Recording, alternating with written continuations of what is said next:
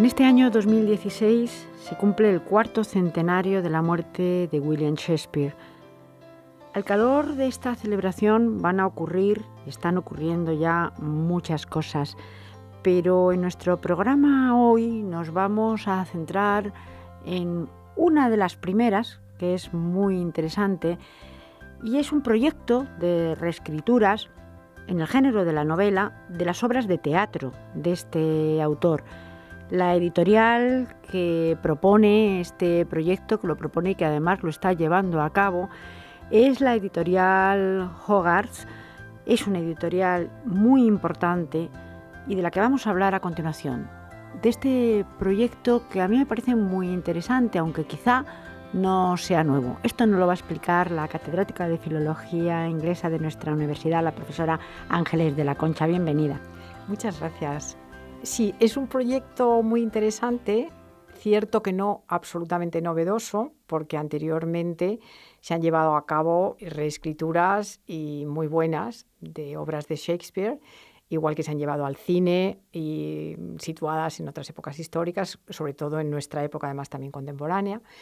Lo que pasa es que este proyecto tiene algunas singularidades que lo hacen especialmente atractivo, digamos.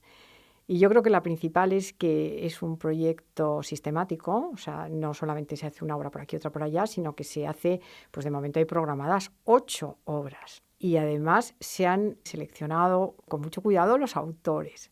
Los autores y autoras son todos ellos famosos, muy reconocidos por una u otra causa, en general bastante unida a la obra que han seleccionado, que han elegido hacer. Y eso es lo interesante, que los autores reescriben la obra de Shakespeare que ellos prefieren y claro, para cualquier lector informado y que conoce un poco la literatura contemporánea y que conozca la obra de Shakespeare, pues enseguida se da cuenta de por qué cada autor ha elegido una obra. Claro, la ha elegido en virtud de sus preferencias, esto es, sus preocupaciones fundamentales y que están a lo largo de toda su novelística, ¿no? De toda la obra novelística de cada uno de los escritores. Entonces ves esa especie de obsesiones, de preocupaciones, pues las ves en la obra.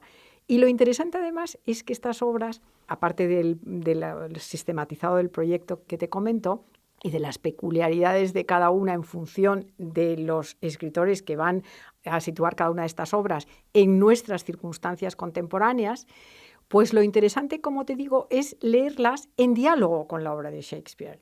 Porque a lo mejor lees la obra aisladamente y si no sabes que pertenece a este proyecto y no sabes de qué trata la obra, pues la lees, pero te pierdes toda una dimensión, que es el diálogo que tú instintivamente vas descubriendo que la obra tiene con respecto a su original. Yo creo que esto será y es un ejercicio maravilloso para conocer además profundamente al autor y también para saber cómo se reinterpreta. Sí. Pero como decía, y aunque ahora vamos a volver casi inmediatamente a las obras que ya se han publicado y también a las que están ahí, este proyecto podemos decir que no es estrictamente original en el sentido que hay antecedentes de este tipo de reescrituras, algunas muy conocidas. A mí me gustaría brevemente hablar de tres grandes obras, además también de Shakespeare, que sería Otelo, también otra es La Tempestad y El Rey Lear. 3 obras además bastante diferentes y que nos evocan cuestiones diferentes, escritas y reescritas por escritores que han hecho algo diferente. Algunos las han traído, por supuesto, a nuestros días y me gustaría un poco hablar de estas 3 obras que son antecedentes de este proyecto. Pues sí, tienes toda la razón. Las 3 obras son interesantísimas. En primer lugar, en sí mismas. Los 3 autores son autores conocidos absolutamente. Fíjate, James Smiley, que has mencionado, que reescribe El Rey Lear, lo hace transponiendo la acción a la América contemporánea de finales del siglo pasado y recibió el premio Pulitzer. Parece que fue en 1994 por la novela. O sea, que tienen ese doble interés, ¿no? Que son autores muy buenos y luego cómo reinterpretan la obra de Shakespeare, más que cómo la interpretan en el caso de James Smiley, es qué ocurriría, cómo sería esa obra hoy, ¿no? No todas, sin embargo, tienen el mismo enfoque, porque, por ejemplo, La que has mencionado, la reescritura de Otelo, que es de un autor muy conocido y además traducido al español, es Carol Phillips, y la obra se llama The Nature of Blood, la naturaleza de la sangre. Es una obra muy original porque son una serie de relatos, son 4 relatos unidos entre sí y que van haciendo que la acción avance como en espiral hacia adelante. O sea, no es una acción estrictamente circular, pero sí que es como en espirales, porque cuenta 4 relatos que tienen un sustrato común, que es la persecución por motivo de raza. Entonces empieza con un relato de los judíos en el siglo XV en Venecia, luego sigue el relato de Otelo precisamente, luego el relato de campos de concentración y luego un relato del Israel contemporáneo. O sea, te das cuenta del hilo conductor, ¿no? Y entonces el relato de Otelo es muy interesante porque lógicamente, como decía al principio, está desde las propias preocupaciones del autor. Carol Phillips nació en el Caribe, es de origen caribeño, ha vivido en Inglaterra, se educó en Inglaterra y ha vivido en Inglaterra mucho tiempo y en Estados Unidos también. Y en todas sus obras, obviamente, trata temas que están relacionadas con la discriminación, la persecución, en su caso, de los negros. Y entonces en la obra hay la persecución de negros y judíos y también los elementos, digamos, que tienen en común. Y Otelo es un antecedente, digamos, él explora los años justo antes de que empiece la obra de Shakespeare. ¿Sería una precuela? Exactamente, una precuela. Y entonces vemos el cortejo de Otelo a Desdémona. Entonces vemos las razones por las que él, cómo se siente él en Venecia, que se siente un otro, se siente marginal, se siente discriminado, obviamente, y él su ansiedad es llegar al centro, llegar a los centros de poder, ser uno más, ser aceptado. Y él se mira a sí mismo desde los ojos del otro, digamos, y entonces él interioriza los prejuicios del otro sobre él. Entonces, ¿qué es Desdémona para él? Desdémona es la manera de llegar al centro. Desdémona es la hija de uno de los senadores importantes de Venecia y entonces el llegar a ella, conseguir su mano, seducirla, casarse con ella, le hace a él llegar a ese centro. Entonces, digamos que lo que explora Carol Phillips del personaje de Otelo son los celos, pero entendidos desde el punto de vista de que cae tan fácilmente en el engaño, en la mentira de la infidelidad de Desdémona, que toda la trama que urde Iago, cree tan fácilmente en ello porque él es el primero que tiene prejuicios sobre sí mismo y entonces cree fácilmente que Desdémona no puede estar enamorada de él porque él es negro y entonces que le ha sido infiel, ¿no? Y entonces él lo explora desde la traición de Otelo a sus propias raíces, cómo es un poco el tío Tom, digamos, el negro que quiere ser blanco. Y en el caso de la reescritura de La Tempestad, Índigo se llama la obra. Pues Índigo es muy interesante porque en vez de mantener la temporalidad, digamos, que mantiene Carol Phillips en el tema de Otelo, que es una precuela, pero que es muy próxima a la época en la que tiene lugar la acción. En cambio, Índigo arranca digamos que desde el momento en que La Tempestad, digamos, la sitúa Shakespeare, hasta nuestros días. Entonces, los personajes principales los desdobla cada uno en una especie de saga. O sea, que hay 3 prósperos, que son familia, el padre, el hijo y el nieto. Hay varios Calibans, hay 2 Mirandas, hay varias brujas, la bruja Sicórax. Entonces, es muy interesante porque vamos viendo una evolución y vamos viendo cómo la historia se prolonga, las consecuencias de un hecho tienen lugar hasta nuestros días.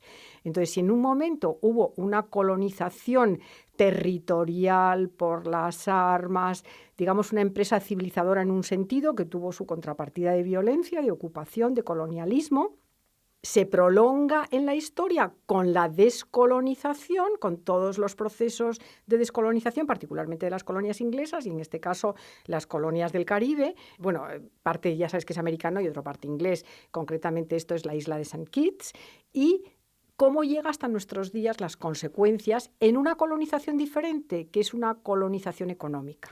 Como hoy día el imperio sigue de alguna manera colonizando a través de la economía. Y cómo esas colonias que se sienten independientes y libres, sin embargo, arrastran el peso de la dominación económica. En cualquier caso, y un poco volviendo al principio, esto también y estas obras que ya están ahí, que ya hemos dicho que son antecedentes de este nuevo proyecto, son también interesantísimas porque además toca los temas desde diferentes puntos, desde diferentes épocas y de una manera muy novedosa.